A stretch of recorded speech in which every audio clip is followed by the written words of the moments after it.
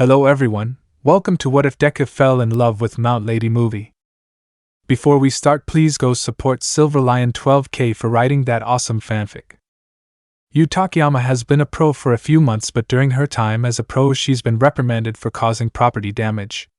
To make matters worse, she gets dumped by her boyfriend. She begins to think about quitting the hero world until she meets a green-haired young man who changes her life for the better. Chapter 1 Meeting. Takeyama POV. This has been the worst day of my life. I've only been a pro for a few months and nothing has gone right. First I got chewed out for causing slight property damage due to my quirk. Can things get any worse? POV end. As Yu was making her way to meet her boyfriend for dinner, she was excited. Yu's boyfriend was none other than Ishiya Shinji, also known as Kamui Woods, who was ranked number 7. Yu: Hey babe, sorry I'm late, I had to stay back for a bit because of the incident.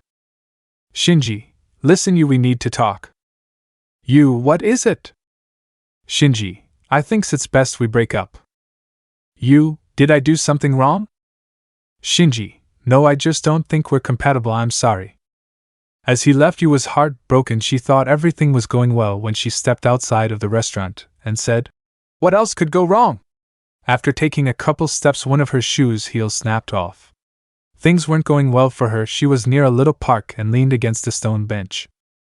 Yu was completely upset. Everything she had was starting to fall apart. She began to think maybe the hero business wasn't for her.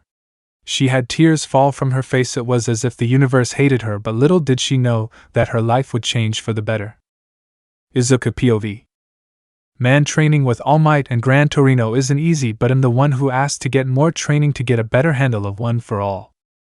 Ever since Mom moved overseas to be with Dad, she left the apartment in my name. They both send me enough money to pay rent and buy groceries, but to be safe I picked up a part-time job after school, and once I'm off I train with All Might and Gran Torino.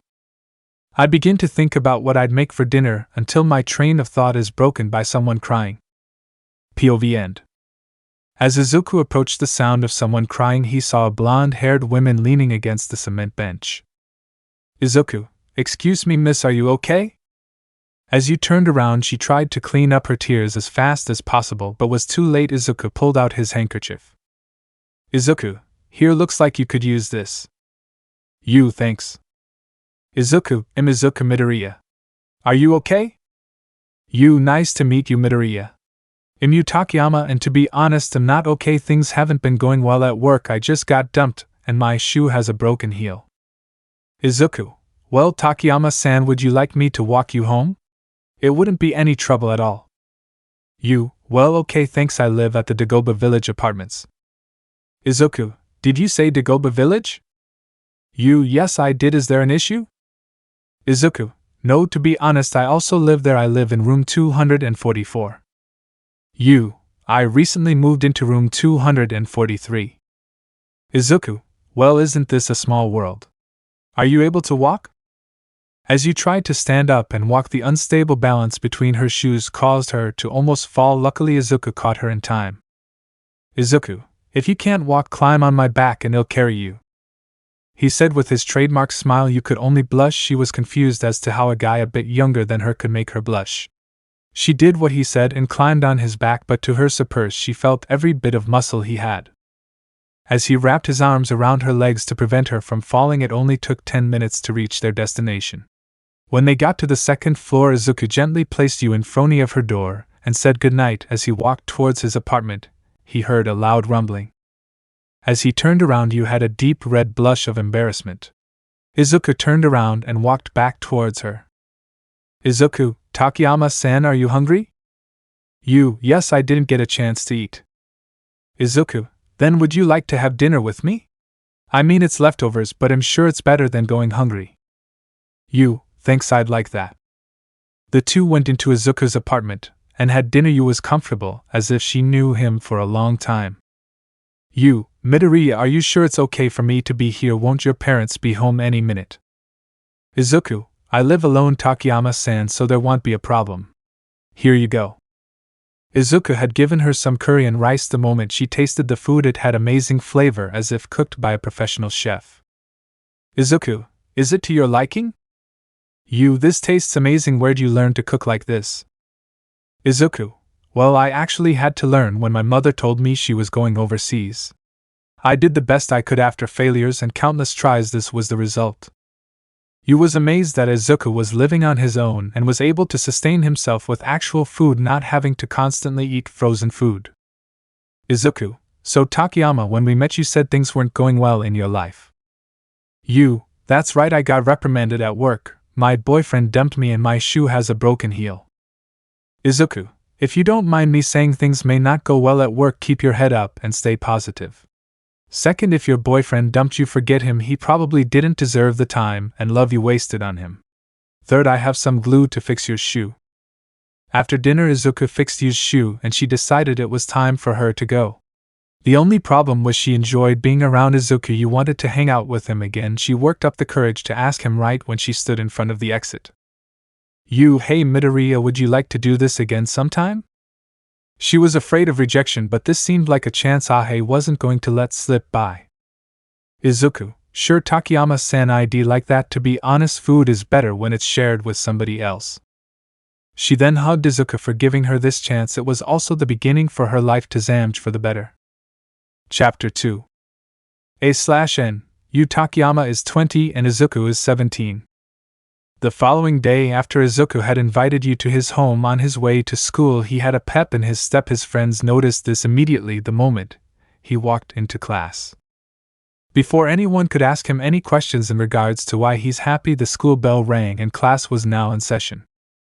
Through the whole school day, many noticed the small change that Izuku was going through. For example, his mumbling habit wasn't very frequent. Second, he was being a bit more social. And lastly, when a girl asked him a question, he wouldn't stutter.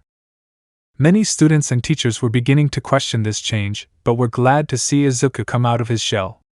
The only thing or person on Izuku's mind was Yu Takeyama, the beauty who Izuku met the night before. Somewhere else. Yu Takeyama, also known as Empty Lady, had gone into work the following day and followed Izuku's advice about keeping her head up high. Many at her workplace saw her and thought she looked happier than before. Everyone also heard that Kamui Woods had broken up with her. You could hear the female sidekicks talking trash behind her back, but she couldn't care less because she thought about Izuku the whole day. Back to Yu.A. It was Heroics 101, the last class of the day, when All Might announced that they would be working on 2-on-2 team battles to see how far each of them improved in combat. The only condition was that no quirk usage was allowed. Everyone who wasn't accustomed to fight without quirks were a bit worried. Teams were drawn at random. Izuku got paired with Kirishima. Izuku knew they could probably win. When All Might announced their opponents Sato and Bakugo, he didn't seem fazed. Kirishima, let's show them how manly we are. Izuku fist bumped Kirishima as a giant ring appeared. That's when Izuku asked All Might a question. Izuku, All Might, can we use any fighting style? All Might, anything goes, keep it clean, no punching below the belt, remember this is training. Also, to win you must pin both members of the opposite team. Izuku, so elimination tag battles. All Might, absolutely, now get ready to fight. Izuku turned around and was ready to fight Katsuki. While he was disappointed that quirks were forbidden in this match, he was overconfident in winning the fight. Izuku began to move in a steady rhythm. Many outside who watched the first group were surprised that Izuku didn't look afraid to fight Bakugo. The moment the fight began, every combo that Izuku executed had always staggered Bakugo, which left him little to no room to tag out. Many were surprised to see Izuku perform this well against Bakugo. As Izuku kicked Bakugo to his corner, Sato tagged himself and Izuku kicked him in the jaw and tagged out when he wasn't looking. Kirishima was finally in the fight and was doing some serious damage without his quirk.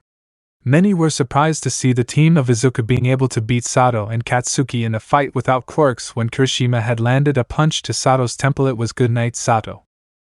Seeing that Katsuki was in no condition to fight after Izuku dealt with him in the beginning, it was declared that Team Midoriya won.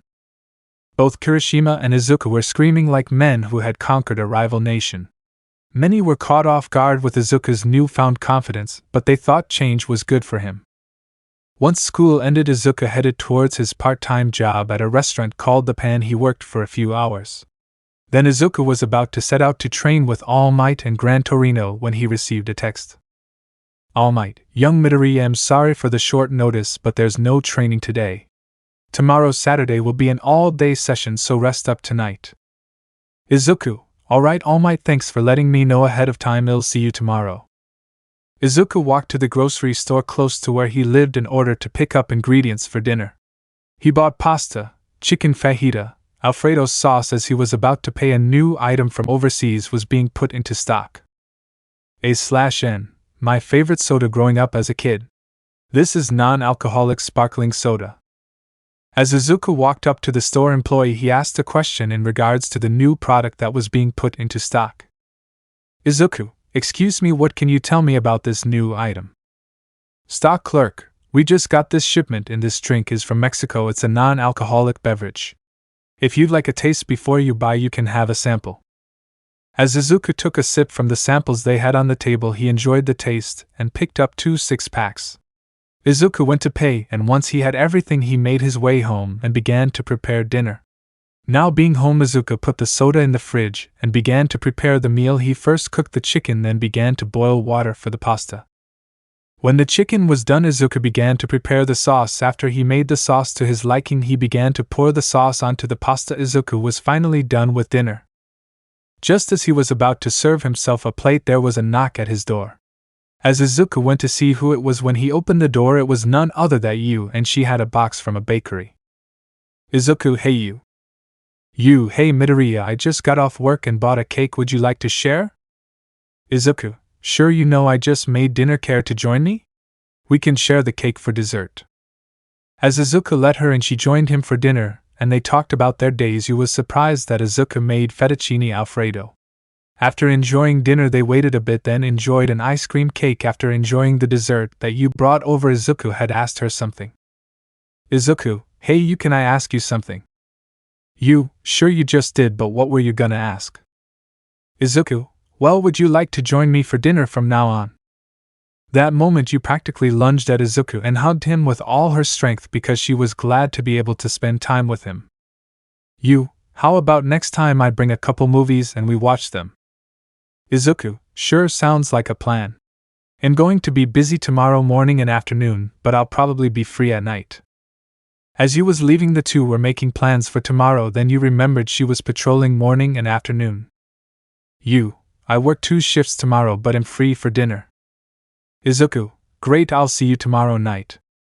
Yu, it's a date, she said as she gave Izuku another hug and went to her apartment, only to realize what she said the second she walked into her place. Izuku, on the other hand, was redder than a tomato after hearing Yu say it was a date. Chapter 3. The following morning, Izuku woke up at 5:30 a.m. He began to stretch his muscles so he'd be prepared for training with All Might and Gran Torino. Izuku checked his phone and saw a message notification. It was from All Might. Izuku decided to read it. All Might, good morning young Midoriya, training will be very difficult today. We need to progress on One for All's control. Izuku, I'm ready for whatever training you've got. Where are we meeting? All Might, we're meeting at Dagoba Beach at 6:30 a.m., so be prepared for a day of harsh training. Izuku then got ready. He took a shower and handled all of his personal hygiene.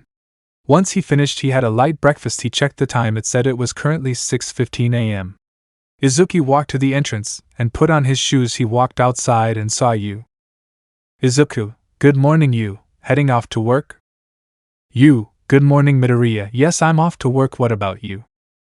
Izuku, I'm off to go train. I'm a UA student, so if I don't train I'll get sloppy. Yu, good luck, try not to get hurt, and I'll see you at dinner. Izuku, sure, see you tonight. He then jogged off to the beach where his training would continue. Once he left, Yu had a smile and a light blush on her face, wondering what it was that made her attracted to him. She herself made her way to work to see what was going on for the day. Dagoba Beach. When Izuku got to the beach, All Might and Gran Torino were also arriving. As the trio made their way to the sand, the instructing began. Gran Torino, well kid, let's get back into training. Toshi showed me your battle exercise yesterday. You've improved. Now tap into the quirk and let it flow through your body. Izuku did what Gran Torino said. He took the same fighting stance as yesterday and channeled his quirk. It flowed like water. Izuku noticed the lighting that covered him. He called the move full call. Both Gran Torino and Izuku charged at each other. All Might then noticed the slight changes of Izuku's strength. Gran Torino noticed the power shifting from 5%, 10%, 15%, 20% ending at 25%. Gran Torino had never seen growth this fast before. They stopped to take a quick breather so that they can try and see what has changed in Izuku's life to allow him to use a max of 25% of one for all. All Might, young Midoriya, how is it possible you tapped into 25% of one for all? Not even I could gain such control when I inherited the power. Gran Torino, what were you thinking about when we were fighting?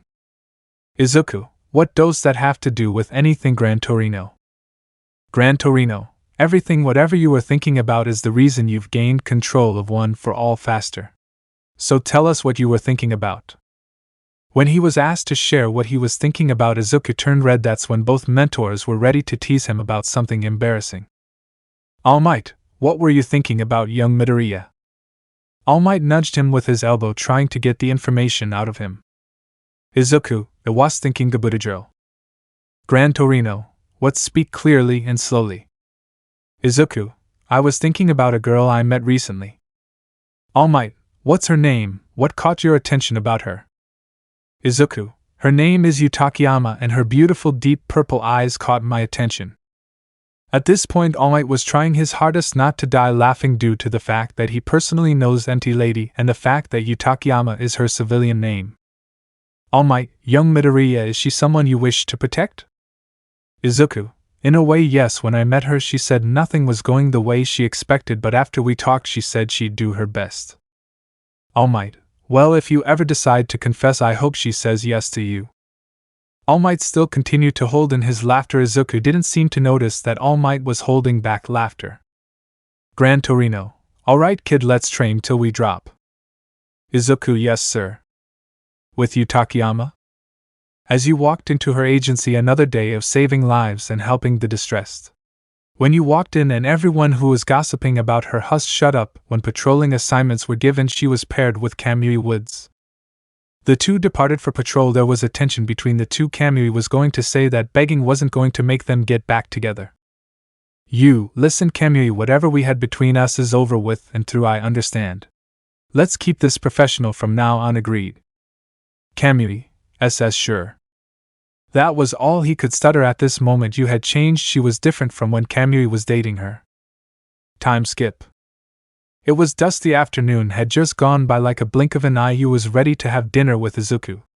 She was about to call him but realized that they never exchanged numbers. You remembered that Izuku was training his butt off and felt guilty that he'd have to cook, so she decided to order a few pizzas. Once she ordered 3 of them, she was on her way to pick them up but was stopped by Nishiya Shinji. Nishiya, hey you, would you like to grab dinner or something? You, sorry, I'd love to, but I have some plans I can't get out of. Nishiya, yes sure, maybe next time. You seriously didn't want to give him the time of day anymore. Her thoughts were now full of Izuku. After picking up the food, she headed home to grab a couple of movies like she promised Izuku. She took the food and movies to his apartment. When she knocked, he opened the door. There he stood wearing a black muscle shirt with green shorts, and his hair was damp. With Izuku.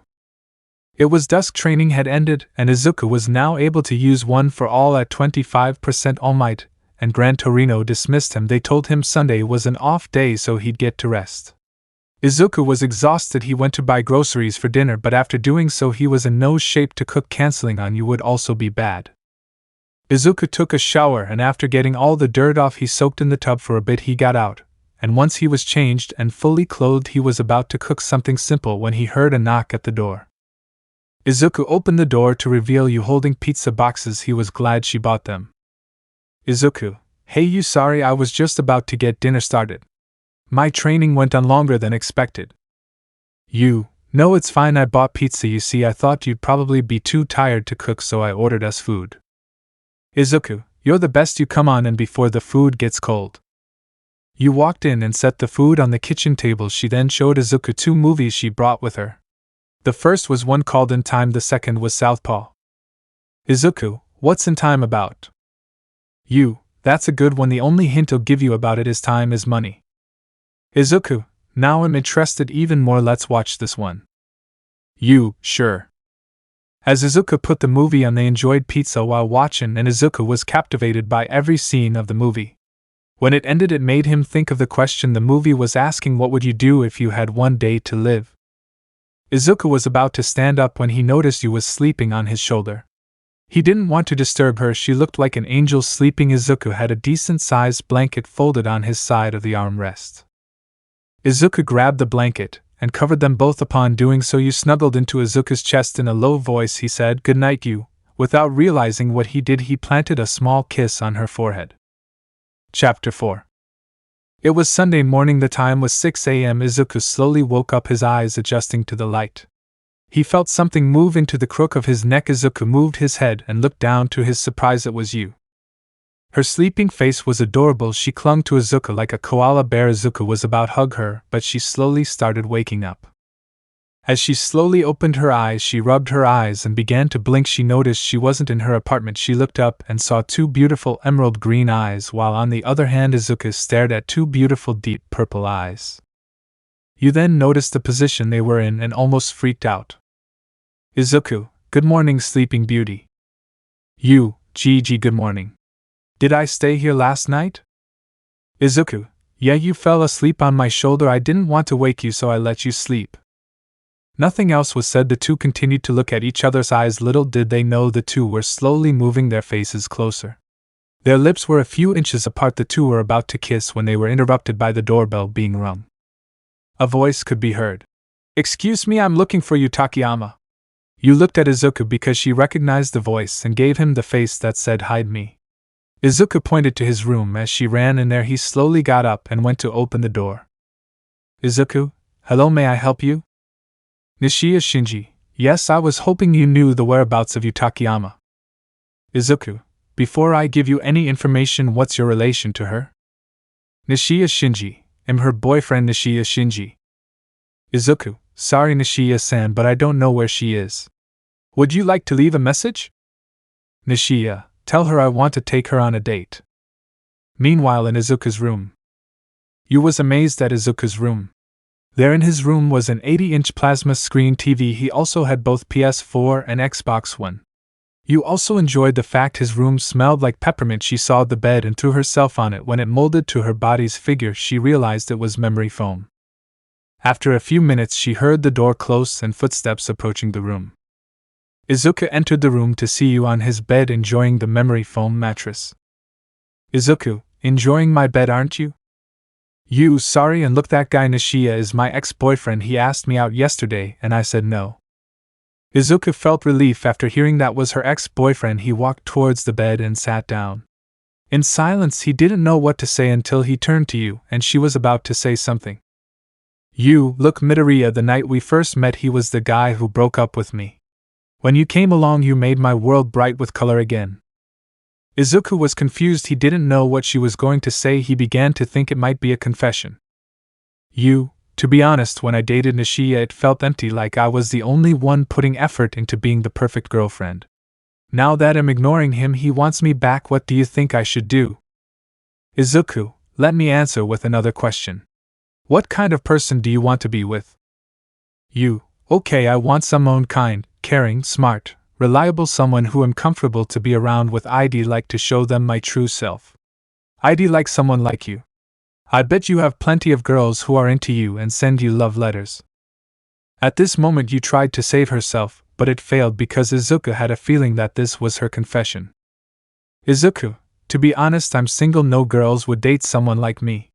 When you walked into my life, you changed me. My confidence is better. My quirk control has improved tremendously. And you've my reason for getting stronger. Before Izuku could say anything else, Yu rushed Izuku, wrapping her arms around his neck and smashing her lips on his. The two began a heated makeout session. Yu ran her fingers through his hair and Izuku had begun to caress her body.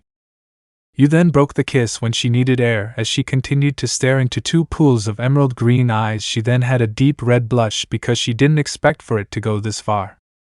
Izuku, well, this is an unexpected development, but I like you. Would you please go out with me? Yu, Izuku, I believe the moment we met you had already captured my heart, so yes, I'd love to go out with you. As they shared another tender kiss, they were interrupted by Yu's stomach rumbles. She was hungry. She didn't want to look at Izuku. Yu felt embarrassed, but he found it cute, so he carried her bridal style to the living room and laid her on the couch. He kissed her lips and said, You'll start breakfast now, my princess. You began to think she just landed every woman's dream guy, and there was no way she was going to let anyone take him from her. You was ready to go 110% to be the perfect girlfriend. Chapter 5. It was still Sunday, but time had gone by quick. After breakfast, the new lovers spent the day in each other's arms, kissing and cuddling. Yu was happier now than before when she dated Nishiya Shinji. The reason for that being was because Izuku did simple things to make you happy. On the other hand, Shinji never put any effort into the relationship.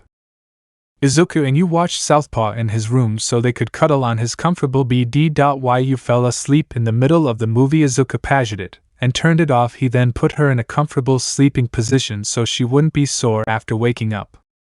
Izuku held her tightly as she slept and whispered into her ear, "I promise to protect you, I love you." A smile came onto Yu's face after hearing those words. Time skipped next day. Izuku woke up Monday morning and saw he was alone, believing it was all a dream when he saw a note on his nightstand. It read, "Yu, good morning babe, sorry I couldn't be with you this morning. My job had me come in really early today. I'll see you at dinner. I also took your green hoodie so I could feel like you're holding me." Izuku checked to see if his favorite hoodie was still there, and it wasn't there. Yu was telling the truth. Izuku got up and prepared to go to school. On the walk to school, his step had more bounce in it. Nothing could ruin his mood, not even Katsuki with his shouting could ruin his vibe.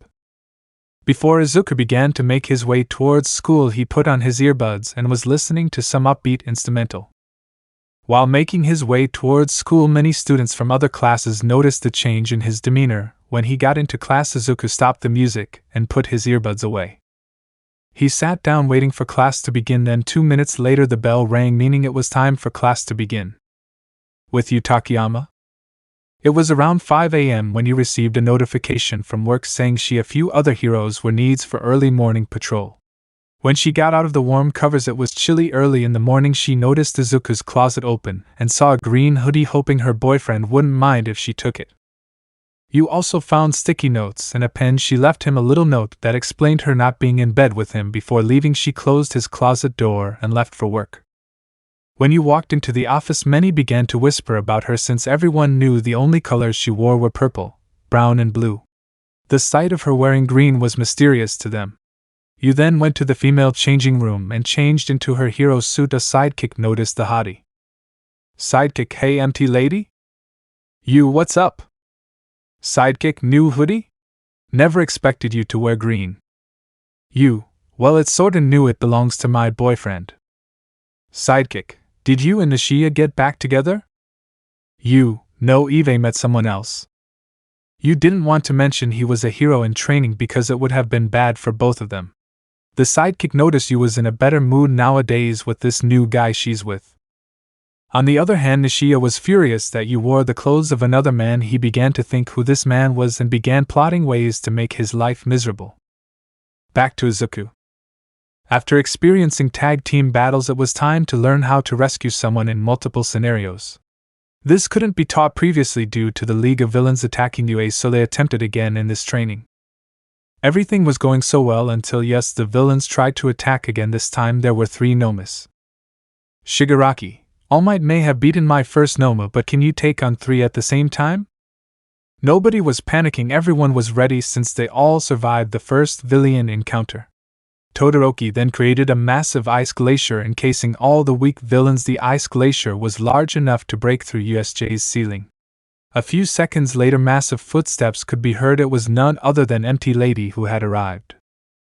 Empty Lady POV: "It's been a boring day so far. I just want to get changed, head home, and be with Izuku. Maybe we should go out somewhere. Maybe we could head to the beach together." All of a sudden my concentration was broken by seeing a massive glacier at USJ. Empty Lady: "Kamui, I think there's trouble at USJ." Kamui: "Let's head over now." Empty Lady POV end. When they arrived, they saw UA heroes in training were fighting against weird mutant creations, but when she saw Izuku holding off the 3 creatures from attacking Eraserhead, you lost her cool.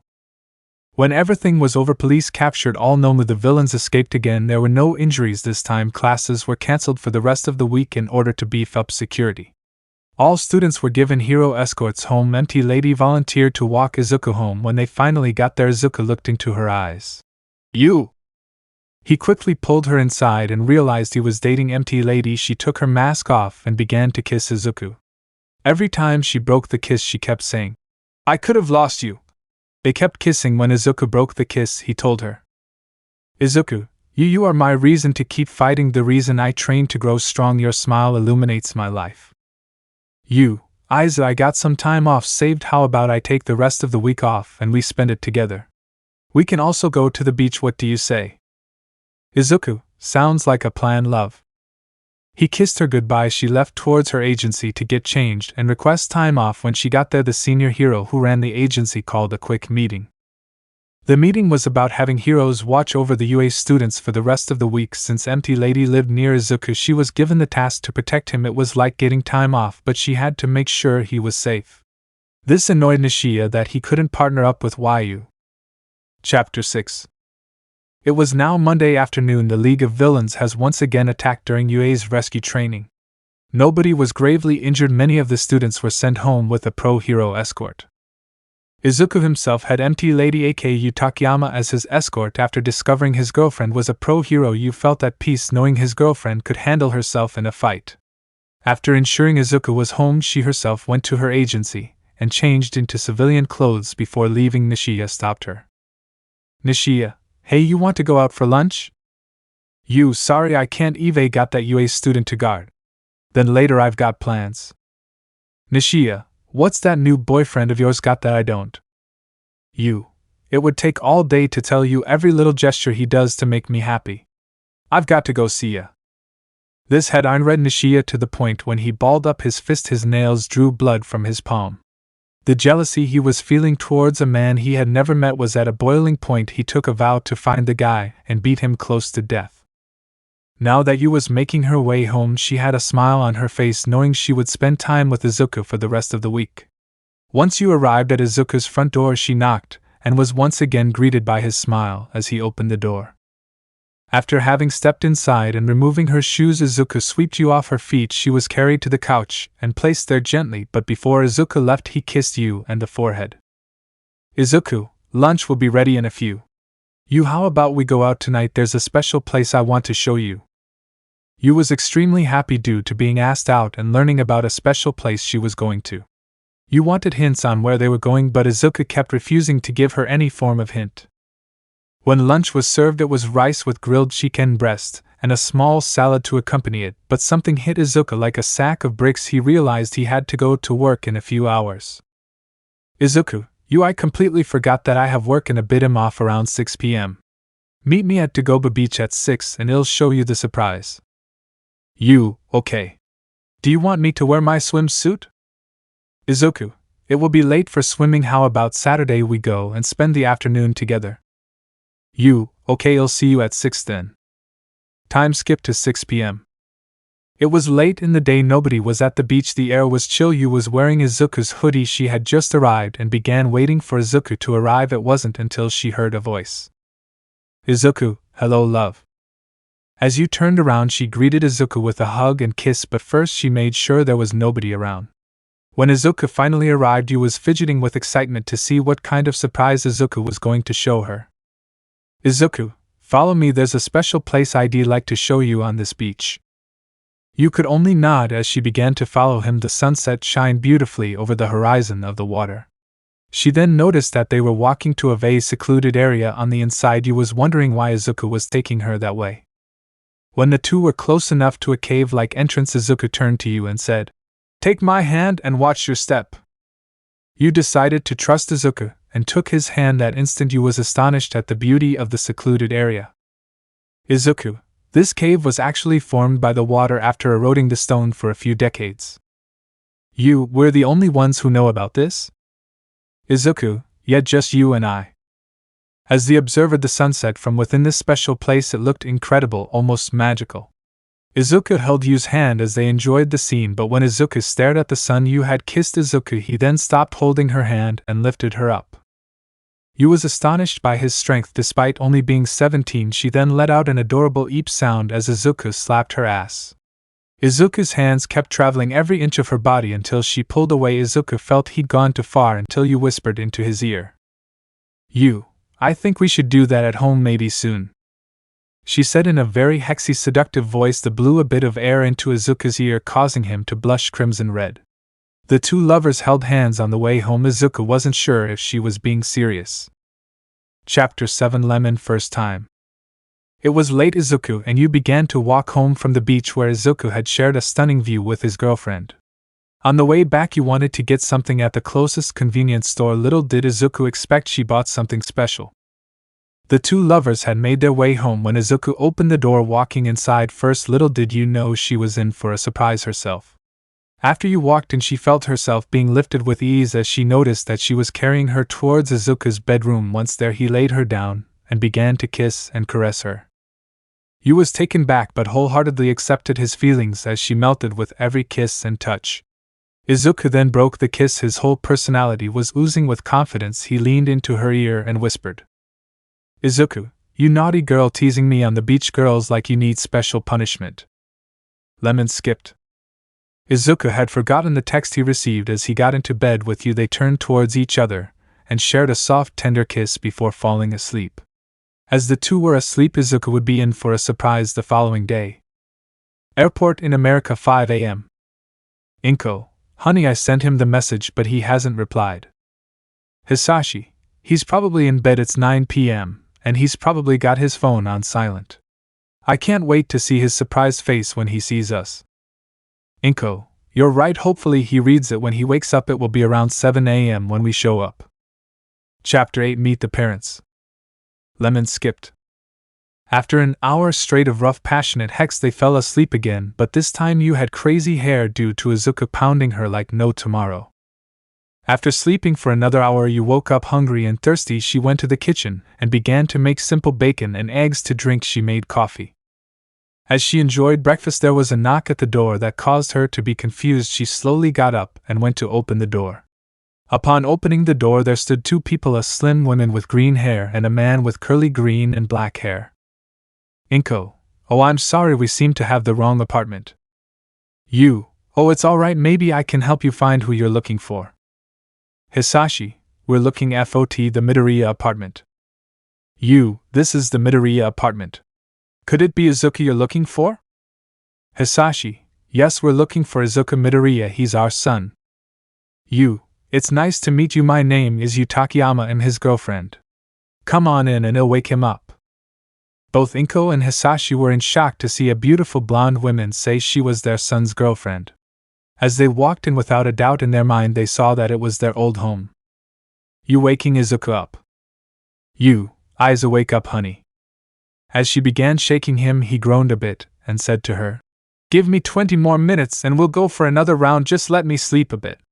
This caused her to blush a deep red as she said to him, "You've got some visitors, honey, now put on a shirt and greet them. I've also made breakfast." Izuku, I'll write him up. He then got dressed and went to the living room, only to see his parents, whose faces were still shocked, but then saw Izuku and returned to normal. Izuku, Mom, Dad, what are you doing here? Inko, we heard what happened at us and we thought we'd check up on you. Hisashi, yeah, bud, glad to see you're safe. Why aren't you ready for school yet? Izuku, well, we're off of school for the rest of the week so they can upgrade the security system. Inko stared at the beautiful Takeyama and began to wonder the most important that she had to ask. Inko, am I getting grandbabies? Izuku, Mom. Izuku shouted in embarrassment as his face was slightly red. Then you took the chance to mess with mother and son. You then chimed in to speak. You, well, Aizu, I forgot to tell you last night when we got intimate the condom broke, so in the 9 months to come you're gonna be a daddy. Both Izuku and Inko fainted, and when this happened you fell on her back and laughed because of the reaction. You, I was joking. To be honest, I would love to have Izuku's babies. She said this with a nervous blush, as only Hisashi was still conscious during the entire time. After her comment, he fainted. After 20 minutes, both Izuku and Inko came to and began to question if what you said was true. Izuku, did that really happen? Did the condom break? Inko, am I going to be a granny? What will you name it? Will you marry my son? You, I'm sorry, I thought it would be a funny joke. Ms. Midoriya, you're not a granny yet, but I'll marry your son if he'll have me. Inko burst into tears, happy that Izuku found himself a keeper. Hisashi came to 10 minutes later, then saw the loving couple of Izuku and Yu. Izuku, listen, you, if it ever happens, please know I would do everything possible to take care of you and the baby. You, oh Aiza, I know that you'll be a great daddy in the future. They had almost forgotten that they weren't alone when they heard someone clear their throat. It was none other than Inko who broke up the little talk about babies. Inko, Izuku, I approve of your relationship with you. I also hope you both end up having babies. I would love to see how they'd look with your features. The two lovers began to picture possible outcomes, then blushed at the thought. Inko and Hisashi stood up but were stopped by Izuku. Izuku, where are you going? Hisashi, we need to check into a hotel. Izuku, I cleaned the master bedroom, it still has the bed, so just stay as long as you need to. Inko, are you sure you want us to stay? We don't want to intrude, this is your home. Izuku. Izuku, it's okay, I can just crash with you. Hisashi, what do you mean does she live next door? Izuku, yes she does. You, I believe I moved in after Ms. Midoriya had left to go overseas. Izuku, so mom and dad, how long are you staying? Hisashi, we're here for 3 weeks, we leave Saturday. Chapter 9 Sports Festival begins. After Izuku offered his parents to stay in their old room, Izuku told them he'd live with you. Everyone was in agreement with the plan, so after a few days of being off from school, Izuku along with every UA student returned to class. When Izuku was about to leave for school, he was stopped by Yu, who wouldn't let him leave until she got a goodbye kiss. He couldn't say no to her. After arriving at school, many of Class 1A had been talking about the incident along with the fact that the media was covering the story for the past few days. As the school bell rang, many of the students began discussing what would happen next until Aizawa came into class. Aizawa, okay class, for class today Eve have to announce that you will be off for the rest of the week. The reason for that being is due to the sports festival. This event can kickstart your career as a hero.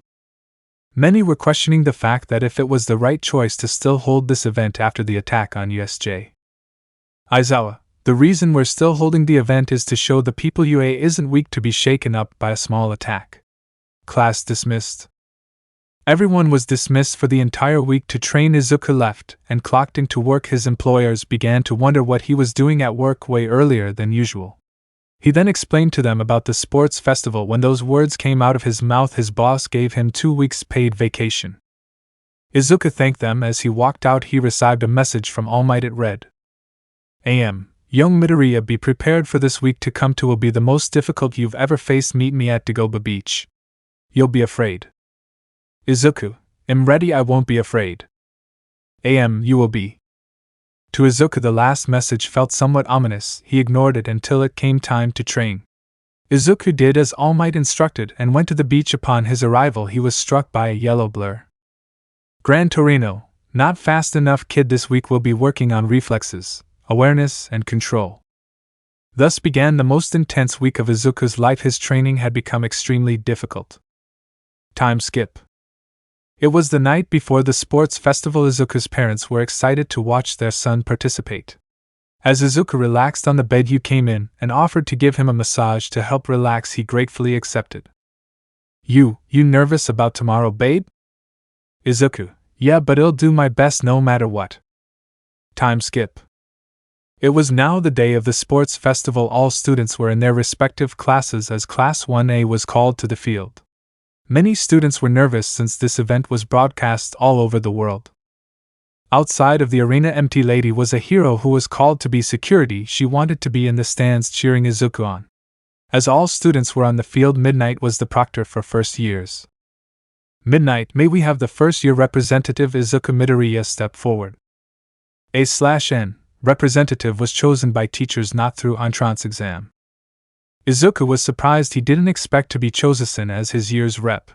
As they motioned for him to walk up to the mic and make a short speech, he was nervous, but he thought about all the changes he's been through in such a short time.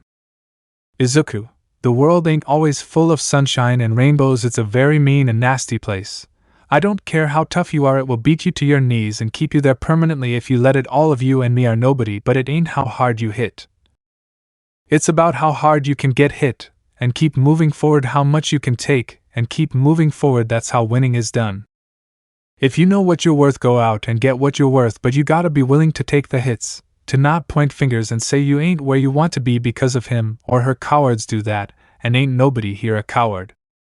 We're here to show the world what the next generation of heroes can do. If you want a shot to be a hero, then show the world what you can do. The arena was quiet. Izuku walked down the podium and made his way to his class. It was dead quiet until the arena was slowly filled with the applause of the massive crowd. Midnight, thank you for that beautiful speech, Midoriya. Now let the games begin.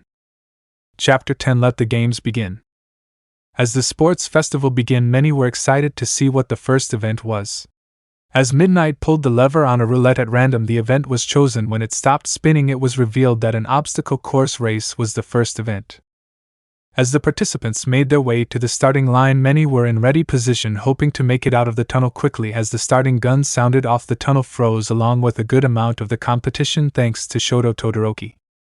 Izuku wasn't fazed by this preemptive strike. When he was in his ready position, he channeled 10% of One for All to launch himself. As before, the ice froze a majority of the competitors.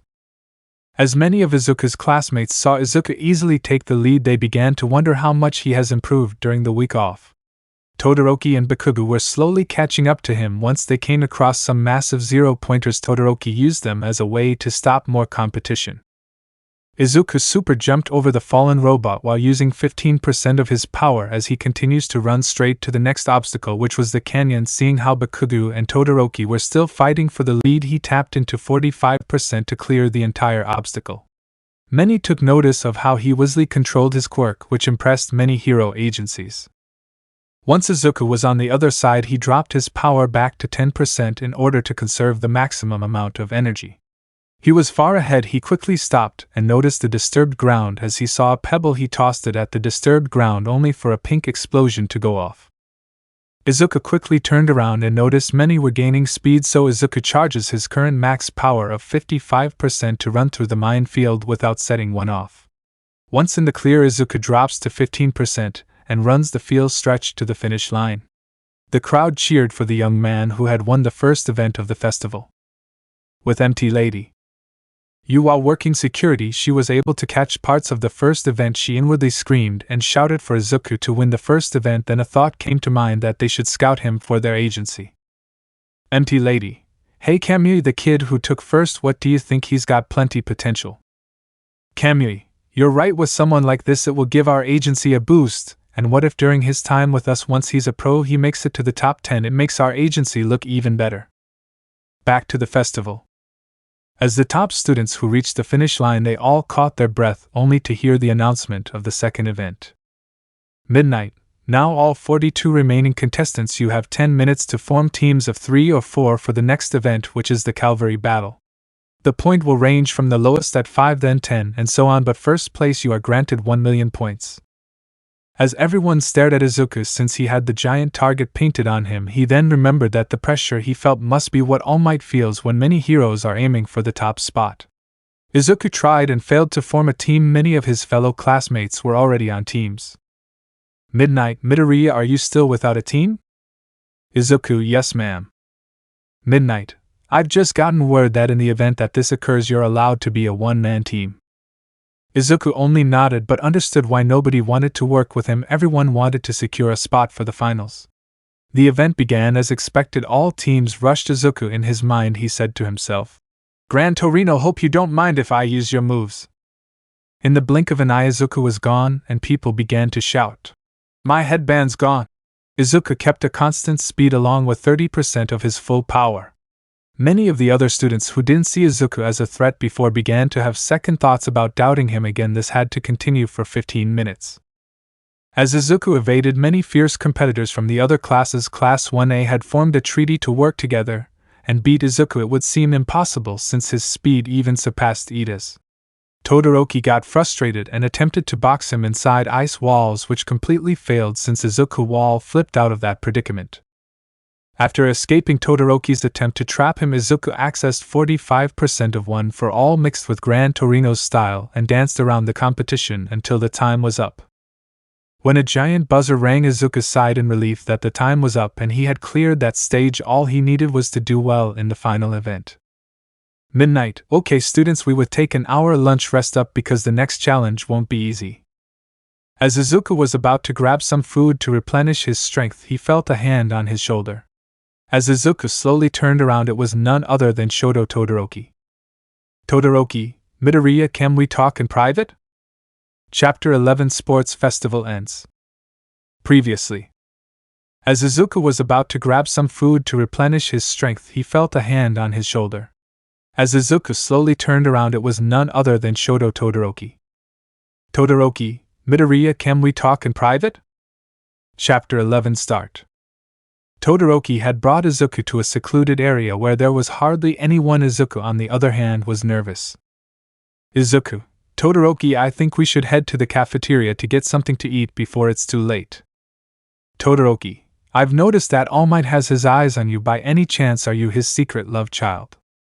As soon as those words left his mouth, Izuku didn't know what to say before he could give Todoroki a response. Izuku heard his name being called. Izuku. The moment he turned around, he not a green blur had tackled him into a hug. Izuku, Mom, what are you doing here? Inko, well, your neighbor gave us their tickets to see the festival. A few feet behind was Hisashi, who was practically out of breath since he had to chase his wife. Hisashi, sorry son, your mother wanted to eat lunch together. Oh, is this your friend? Izuku, yeah, we were just talking about a friendly rivalry we have going on. Todoroki, yes, that's correct, please enjoy lunch. I'm off to meet my family as well. As the Midoriya family had left together, Todoroki was a deep shade of red due to the embarrassment of asking whether or not he's All Might's secret love child. Upon seeing Midoriya's father, he would be a spitting image of him in the future. As Izuku and his parents enjoyed lunch together, they talked and enjoyed each other's company until Hisashi dropped the bomb on Izuku. Hisashi, well son, it's been great to see you again, but after the festival your mother and I have to leave. Izuku, did something bad happen? Inko, no honey, but our workplaces have emailed us saying that our assistance is needed quickly. Izuku, do you guys leave tonight? Hisashi, tomorrow night. We told them we came to visit you and watch you in the sports festival, so let's enjoy this time we have as a family. Inko, although it would have been better if you was with us. All of a sudden a voice behind Inko said, I'm right here, Inko. As Inko turned around, she saw Empty Lady and realized who she was. Inko, my baby is dating a pro. Hisashi, that's my boy. Empty Lady, SHHHH, please keep this a secret for now. Inko, I will on one condition. Empty Lady, what is it? Inko, call me Mom, since you'll be marrying my son, won't you? Both Izuku and you turned into a deep shade of red after this. Before anyone could answer, an announcement was made. Mike, all participants please report to the field for the final event. Izuku, guys, I have to go, I'll see you at the end of the festival. Izuku dashed off to make it to the final challenge while Yu dashed away herself to prevent any more embarrassment. Once Izuku made it to the field, he saw a massive screen with Midnight in front as she was about to explain the last challenge. Midnight, alright students, the final event of the festival is a fighting tournament. A/N, all fights are the same as canon. As the students saw the chart containing all the matchups, many were trying to get in the zone. Izuku saw his fight was the first round opener against someone named Hitoshi Shinso. As all students cleared the arena, Izuku was about to speak to Shinso when his classmate Ojiro stopped him. Ojiro, Midoriya, whatever you do, don't speak. I believe his quirk relies on a response. Izuku took the advice to heart as he was getting ready to fight when Midnight yelled fight. Shinso began to ask questions. Shinso, you were born with a silver spoon, huh? You got a powerful quirk and want to brag about it, don't you? As Izuku continued to keep silent, Shinso got even more upset as he knew the reason why he didn't respond to the questions. Shinso, that filthy monkey told you about my quirk, didn't he? Izuku, he's not a. Shinso, got you. Now walk out of the ring. As Izuku was under Shinso's control, he began to walk near the edge of the ring. Within his mind, he saw silhouettes of people. These shadows flew towards Izuku as they forced his body to launch a smash downward. Once free, Izuku knew not to make the same mistake again. Starting to get into his rhythm, Izuku began to unleash a staggering juggling combo on Shinso. When it looked like he had enough, Izuku grabbed him and flipped him out of the ring. The crowd was speechless at the display of combat ability without a quirk. This had many heroes interested in someone like him. As he was declared the winner of the round, the next match between Todoroki and Zero was about to begin. As Midnight yelled for the match to start, Zero was instantly trapped within ice. The match ended quickly as the other fights continued. They weren't all as exciting as the first ones. It was now time for the semi-finals. Mike, this sports festival has been great so far. Now for the semi-final match we have Izuku Midoriya vs Shoto Todoroki. Midnight, ready, fight. Izuku jumped back as he began to see waves of ice heading towards him. He charged 5% of his power to take out the waves of ice. After this process went on for 5 minutes, Todoroki was struggling, having overexhausted his ice quirk.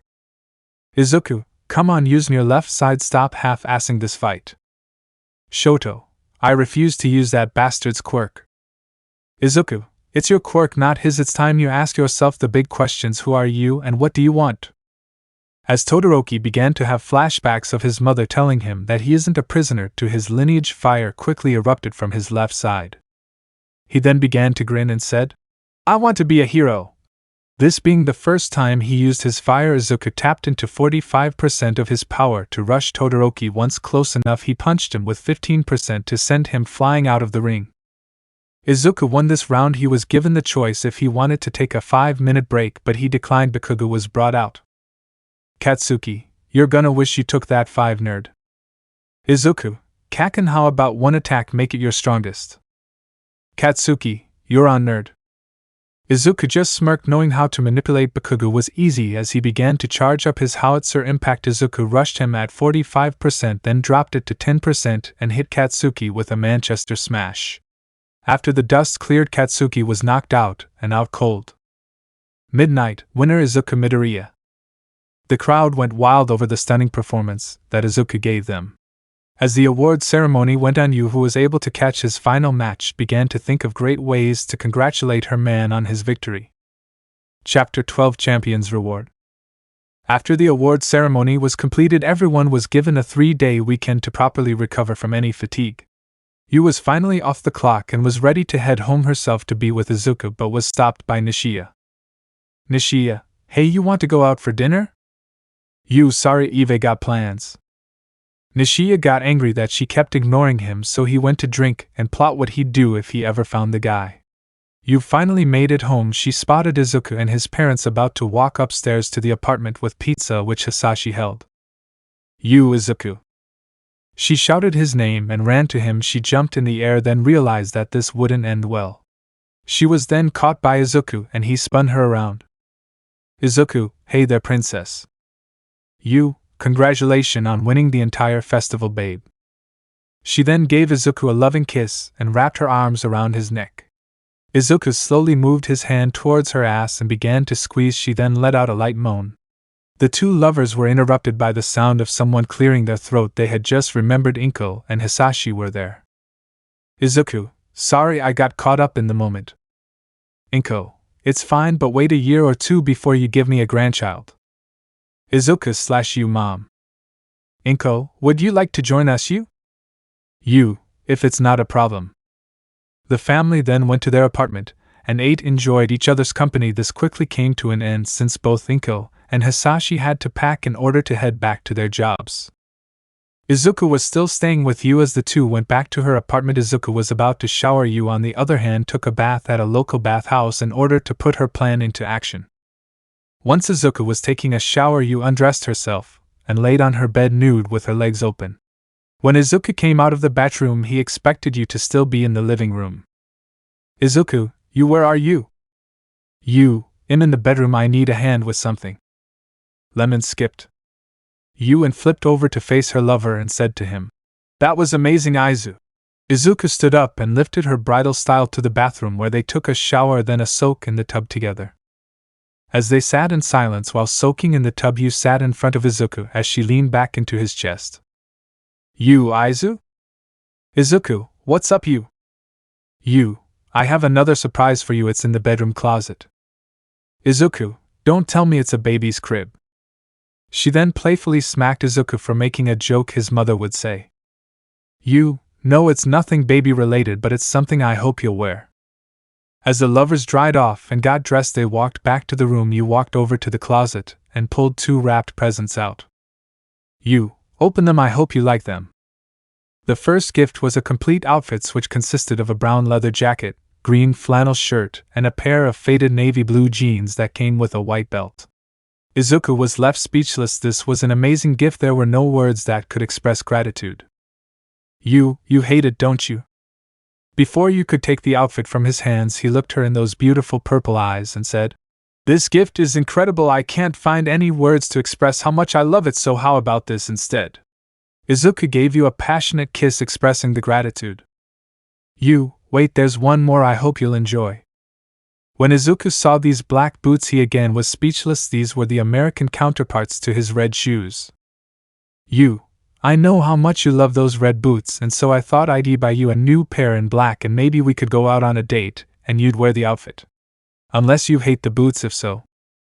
You was caught off guard as Izuku buried his face into her bosom while holding her tightly. Izuku, what did I ever do to deserve a wonderful girlfriend like you? You illuminated my world again when I was depressed and down on my luck. Izuku, I promise to do my best to make you happy. Every little gesture you do makes me happy. The way you kiss me, when you hold me while we're in bed, how you make breakfast and treat me like a queen. Izuku, one day I'd like to make your happiness permanent.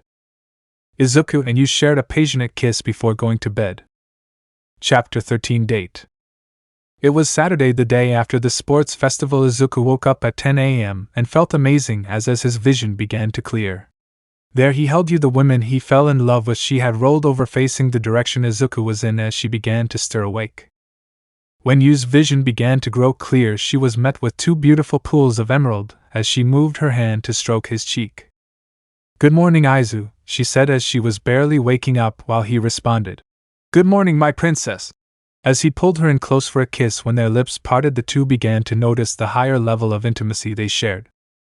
Izuku began to gently stroke her body from her arms to the waist, from her slim waist down to the plump ass and ending at the thighs.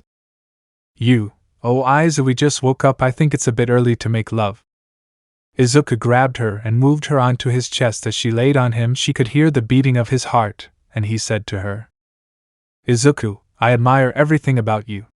I sometimes can't believe someone as beautiful as you is with me. Izu, I fell in love with you after you brought light into my world again." She kissed his lips and got off of him. As she was going to get ready for her patrol, a message from work said not to come until Monday. Her shift was covered by a sidekick. Either way, she needed to get ready for the day. "Izuku, if you aren't busy today, would you like to go on a date today?" She then pounced on Izuku, straddling him and kissing him over and over again. After getting off him, the two decided to bathe together. Once the two finished up, they got dressed. Izuku got dressed into the outfit you had bought him, then went to the bathroom to comb his hair back. After he came out, it was a success, and his hairstyle for the day was slicked back. A/N. Picture his hair like when he wore the disguise to rescue Bakugo. Once he set foot in the bedroom where you was, the sight he saw was astounding. She wore a white sundress with a purple flower pattern that complemented her eyes. She also wore flat shoes in case they walked for a long period of time, and to complete the outfit she wore a nice hat. When Izuku saw her, he instantly froze, forever burning the image of her beauty into his memories. When she saw him, she also noticed how mature he looked with the new clothes and his hair combed. "Izuku, you look stunning, absolutely beautiful," he said to her as he took her hand and gave her a spin in order to get a full view of her. At that moment she felt like a princess, but at the same time she began to think how handsome Izuku was with a new wardrobe. So where are we going today?" "Izuku, how about we go get breakfast, maybe some shopping afterwards, then head to the amusement park?" Wow, it seems like you planned this out ahead of time." "Izuku, well, I want this to be the best date you've ever been on." Okay, so where are we going for breakfast?" "Izuku, I'm taking you to the pan." As the two walked out of the apartment, Izuku saw his parents with suitcases in hand, and he knew they were about to leave. They said their goodbyes and left, but promised to keep in touch no matter what. After goodbyes were said, Izuku and you carried on with their date. Upon arrival at the diner known as the Pan, Izuku was greeted and was told congratulations for winning the sports festival. When his co-workers and boss saw you, they put the pieces together and saw he was on a date. Their order was taken. You ordered a short stack of banana peach pancakes, while Izuku ordered the steak platter that had a well-done steak, a cheese omelette, and hash brown. By the time their food arrived, you was eyeing his order, and Izuku knew where this was going, so he shared bits of his meal with her. She felt bad afterwards knowing she took her boyfriend's food. Even though Izuku invited her out, she would pay for the meal. When the check came, you pulled out her debit card. As she was about to pay, Izuku took her card and gave it back to you. Izuku, when you're out with me, you don't have to pay for anything. You had paid every time that she and Nishiya went out. This made her love Izuku even more.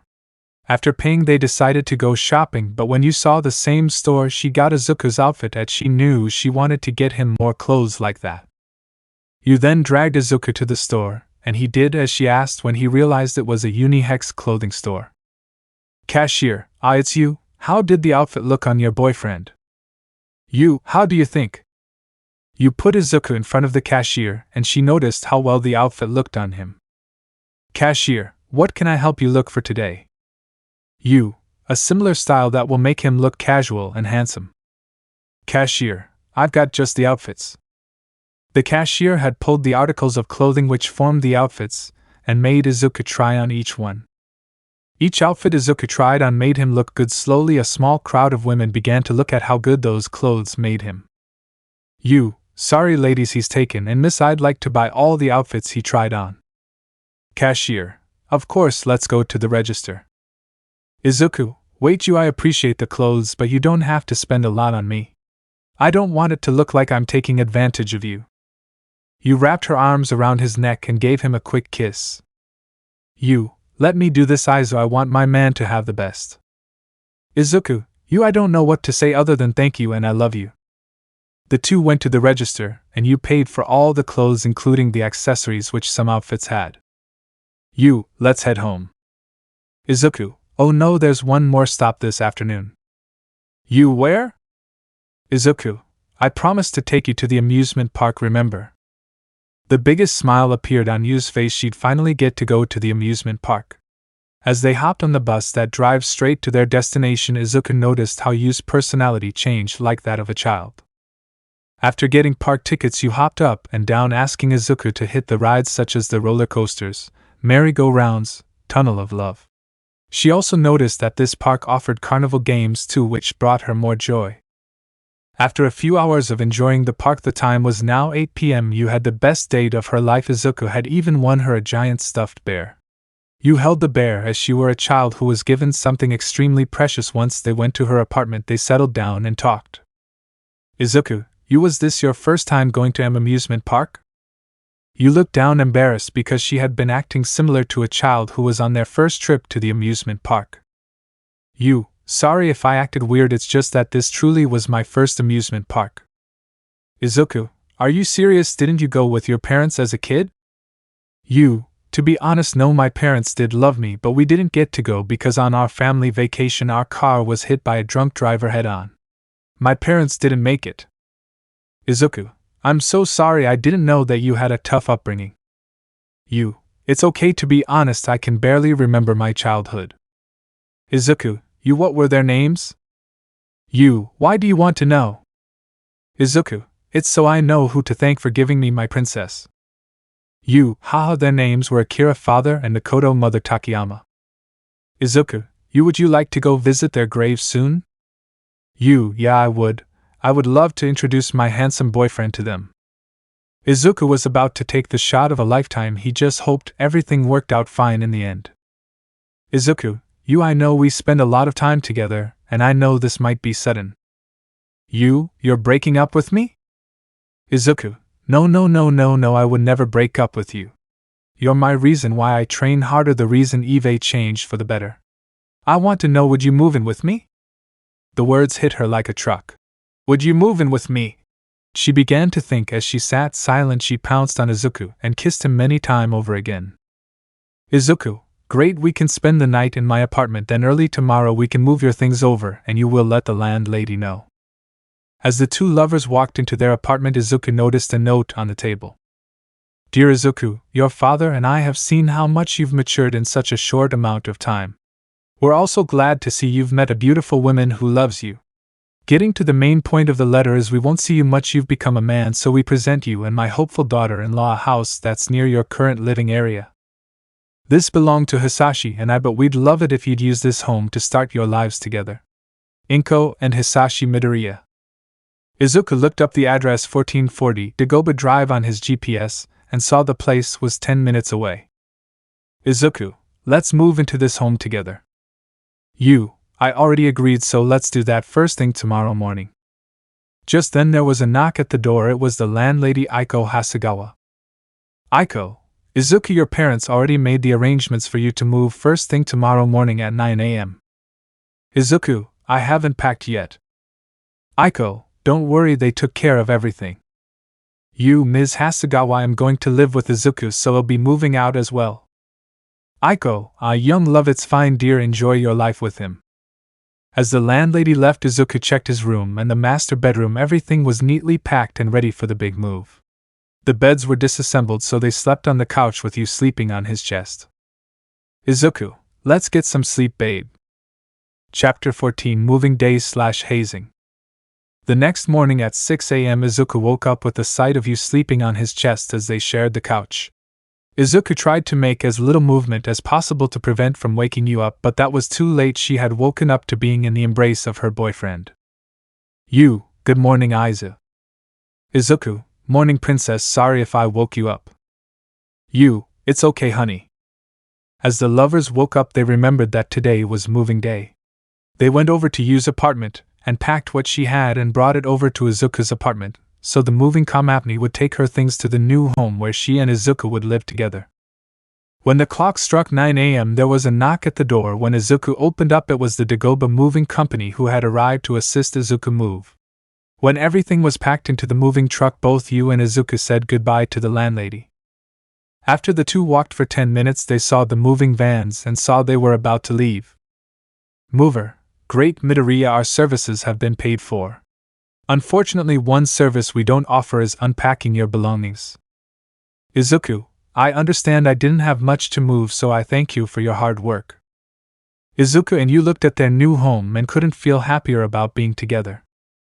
It was a 3-bedroom home with 2 bathrooms and a space large enough to have a garden. When the two walked into the home, the first thing that caught Izuku's attention was a note in the living room table. As he opened it, the note read, Dear Izuku, I hope you've asked you to move in with you. This was the home where your mother and I lived after the first few weeks you were born. We then moved to a small apartment to prevent you from falling down the stairs. As you grew, this home remained the same, so we decided to leave this house in your name. Your old room is closest to the master bedroom. Hisashi. After Izuku read the note, he and Yu began to explore the house. After finding the master bedroom, bathrooms, and a suite recreation room, they walked into the last room, which was set up for a baby. Izuku again found another note. Dear Izuku, I hope you and Yu put this room to use for its intended purposes. Inko. This caused both lovers to blush a deep crimson at the thought of having a baby. Although both Izuku and Yu were curious about who the baby would look like more. The two began to unpack their things and finished relatively quick, but regardless, time flew. It was already 5 p.m. Both were tired. Yu decided to order takeout. When the food finally arrived, she called Izuku to come and eat. Izuku, come down and eat. As he came downstairs, he saw food was delivered. He was glad Yu ordered food.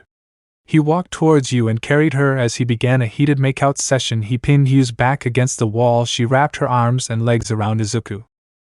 Izuku, thanks for buying dinner, babe. You're welcome. How about after dinner we bless the sheets? Izuku, oh my naughty little princess, your wish will be granted. The two ate and watched a movie in the recreation room to wait until their food was digested. As they sat on a couch, Izuku had Yu seated on his lap. She then leaned against Izuku's chest. When the movie finished, Yu was about to get up, but Izuku carried her bridal style into the bedroom. Time to bless the sheets. As the two lovers had rough, passionate, unprotected sex, they had seemed to get closer than ever. Yu was on birth control and had a morning after pill just in case. When the two had finished their love-making, they took a bath. Once done, Yu slept in her underwear. Izuku slept in shorts and was shirtless. The next day, hazing. When the two lovers woke up, it was time for Izuku to wake up for school and Yu had to go to work. Before the two went their separate ways, they kissed and went to school and work. Upon heading to school, Izuku was congratulated and asked for autographs. Things were looking up for Izuku when he got to class. Many were congratulating him. Bakugo was still upset that he lost to Izuku. Class had officially started when the bell rang. Aizawa walked into the class with a stack of forms. Aizawa: "Alright class, I'd like to congratulate all of you on your performance during the sports festival. Now these forms that I have here will be used for you to write down the top 3 agencies you wish to join. Now if you look on the board, I will show you who has been nominated by multiple agencies to intern with them." As Aizawa showed the results on who was recruited the most, it was no shock to anybody that Izuku Midoriya had thousands of offers. Bakugo and Shoto also had thousands of offers, the rest had a couple hundred. After Aizawa handed them the forms and a list of potential agencies, many students were discussing which agencies to join. Izuku made his mind up. Kamui Woods and MT Ladies Agency requested him. As the students who already had chosen hero names and agencies to intern with, they all departed from the stations to reach their destinations. When Izuku arrived at the agency, he was greeted by Kamui, an MT lady. She wanted to kiss Izuku and have him ravish her from her hero suit, but she had to keep her urges in check. Izuku, on the other hand, was in for something he least expected. The first item on the agenda was afternoon patrol. During patrol, the other heroes were messing with Izuku a little too much, but being the forgiving person Izuku is, just thought of it as an initiation every sidekick had to go through before they were recognized by the agency.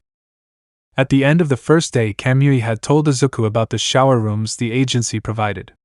Izuku, thinking that it wouldn't be a trap, used the shower, but Kamui and some of his sidekicks broke into the temporary locker Izuku used and grabbed his clothes and his hero costume as Kamui made a massive branch and had them dangling out of the window. When Izuku came out of the shower and into the locker area, he saw his clothes and costume were gone. At this point he was fed up with the bullshit. He walked out angry. "Izuku, who took my clothes?" The heroes in the agency began to laugh. The only one who was upset was you. She couldn't believe what was happening. The next thing that pushed Izuku over the edge was when a speed quirk user took his towel and everyone saw the python he was packing. The female sidekicks blushed heavily and daydreamed about being penetrated by Izuku. The guys were jealous about Izuku's size. You had just about enough, where she yelled. "You, what the buck are you doing to my boyfriend?" Everyone was shocked. Kamui Woods wanted to ruin her new boyfriend, and little did he know he was already doing it. Everybody came out of shock when they heard the sound of metal being dented. Izuku walked out with a brand new outfit. "Kamui, those are my clothes." "Izuku, not anymore after what you did to mine." "Oh Kamui, you'll also need a new locker." "You, Aizu, those colors look great on you." "Izuku, thanks babe, did you get what I asked you for?" "You, yup honey, here are the security tapes for today," and a kiss. As the two lovers shared a passionate kiss, Kamui was in a rage as he rushed Izuku, but Izuku quickly made work of him, landing a 15% Manchester smash on his head, which caused him to go through several of the lower floors.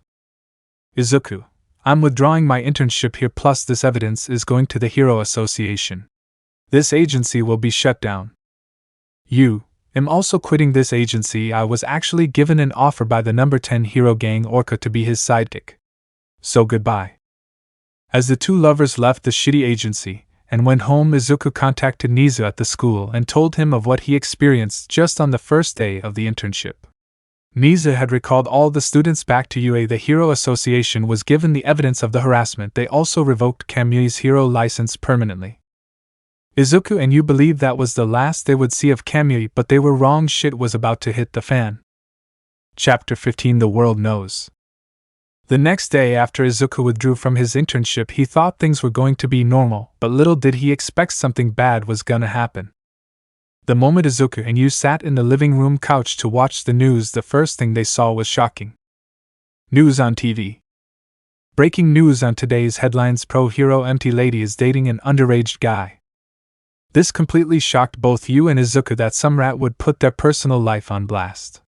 Then the news had slipped up and revealed their source. Here on My Hero News, our source was brought by former hero Kamui Woods. There was a flame that lit up on Izuku to the point where he wanted to hunt down Kamui Woods like the dog he was. You told Izuku to calm down. It wasn't until you got a message from Gang Orca, who told her that until this situation was cleared she couldn't come into work. Now you had the same fire lit in her, and was out for blood. The bastard dumped her. She then found a better man than he wanted her back no matter the cost, only to find out the intern was her new boyfriend. Like a little hitch blabbed to the entire world that she and Izuku were dating. This type of news could possibly end Izuku as a UA student and you as a pro hero. All Might sent Izuku a message saying that when heading to school he and you report to Nizu's office to discuss this matter. Izuku with a heavy sigh knew what the talk was going to be about.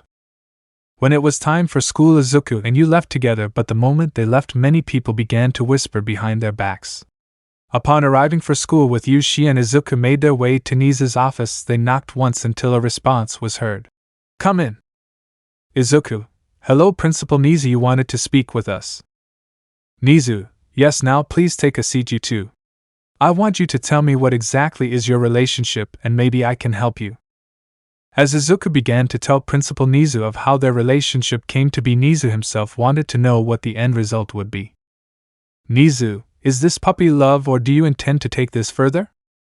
Izuku, I had planned to marry you after graduating from UA, then after 2 years start our family together. Nizu, do your parents know about this relationship with Ms. Takeyama? Izuku, yes, and they approve. Would you like to give them a video call? Nizu, of course, if that's not an issue. As Izuku was handed a laptop to video call his parents, the moment he did they answered instantly. Izuku, hey mom and dad. Inko, Izuku, are you okay? Did they hurt you or you in any way? Izuku, no mom, we're okay, but there's a possibility that you could lose her hero status, and as for myself I could face expulsion. Wait, are you on a plane?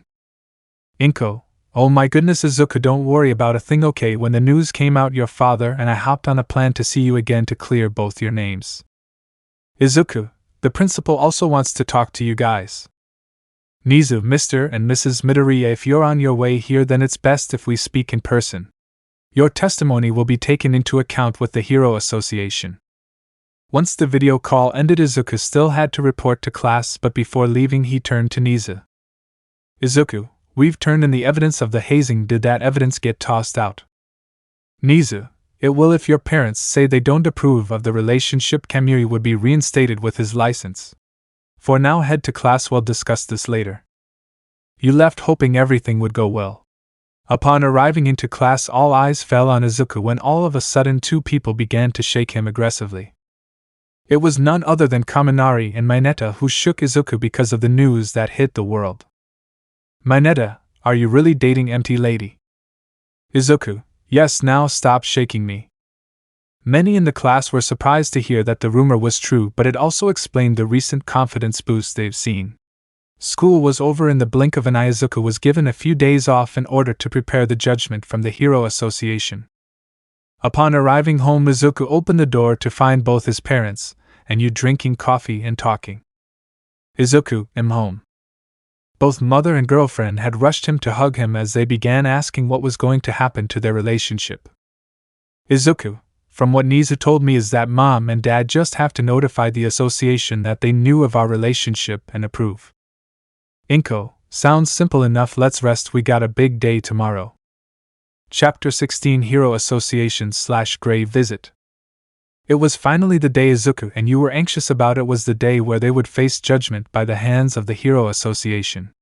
As Izuku, you and his parents were dressed to confront the Hero Association, they left the home of Izuku as they traveled half an hour to when approaching the Hero Association headquarters they were stopped. The group who stopped them were none other than Kamui Woods, Death Arms and a few of their sidekicks who remained loyal to them. Kamui, stop, you 4 aren't going anywhere. As a pillar of wood had been launched at Izuku and his family, it was easily destroyed with a samch. Izuku, mom, dad, you leave, I can handle these clowns, head to the Hero Association meeting. You, am not leaving you. Izuku, just do as I say, I promised that I'd protect you and that's what I'm gonna do. Hasashi, Inko, take you and go to the meeting. Izuku and I can handle these bums. Inko, right honey. Inko had dragged you, who was reluctant to leave them, but Inko had reassured her not to worry. You sweetie, don't worry, husband isn't the 2 hero in the American rankings for nothing. This new information shocked her, knowing her soon-to-be father-in-law was ranked 2nd in the American rankings. Back to Izuku. Hisashi, son, do you know why I don't come home very often?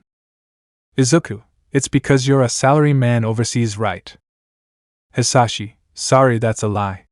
I'm a pro hero in the US and my name is Wyvern. Hisashi's body had entirely changed as Kamui Woods, Death Arms, and their loyal sidekicks stood in fear since Wyvern was the number 2 hero in the US hero charts. Izuku was in awe as he himself didn't know what his father's true occupation was before Izuku could fight the traitors. Hisashi stopped him. Hisashi, Izuku, it's time I unseal your quirk. On Izuku's forearm he saw a mysterious dragon tattoo appear then vanish. He was confused, but then his father explained. Imagine your transformation, son. When Izuku did as his father said, he then began to transform right in front of their eyes. Once his transformation was complete, he had dragon wings, talons, and claws that glowed black and green as his power grew to incredible levels. Izuku, wow, this feels amazing. Hisashi, now shall we take out the trash? Izuku, let's. In that moment there was no struggle to capture these traitors. Both Izuku and Hisashi had handled business in order to not keep their women safe. The 2 pros and sidekicks were in for some major punishment. Hero Association HQ.